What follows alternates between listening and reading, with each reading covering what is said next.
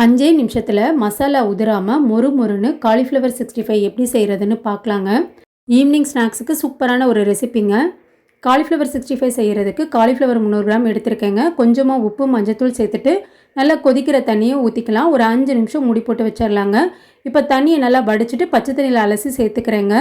இது கூட இஞ்சி பூண்டு பேஸ்ட்டு, காரத்துக்கு மிளகாத்தூள், கரம் மசாலா, மல்லித்தூள், தேவையான அளவு உப்பு, கார்ன்ஃப்ளவர் மாவு அரை கப்பு சேர்த்துருக்கேங்க. 2 டேபிள் ஸ்பூன் அரிசி மாவு, ஒரு லெமன் பிழிஞ்சு சேர்த்து நல்லா தண்ணி சேர்க்காமல் இந்த அளவுக்கு கலந்துக்கோங்க. இப்போ 1 டேபிள் ஸ்பூன் அளவுக்கு கொஞ்சமாக தண்ணி தெளிச்சிட்டு ஒரு 5 நிமிஷம் கிட்ட நல்லா ஊற வச்சிடலாங்க. மசாலா எல்லாமே காலிஃப்ளவரில் பிடிக்கட்டும். ஸ்டவ்வில் வானொலி வச்சுருக்கேங்க. தேவையான அளவு எண்ணெய் சேர்த்துட்டு காலிஃப்ளவரை கொஞ்சம் கொஞ்சமாக சேர்த்துக்கலாங்க.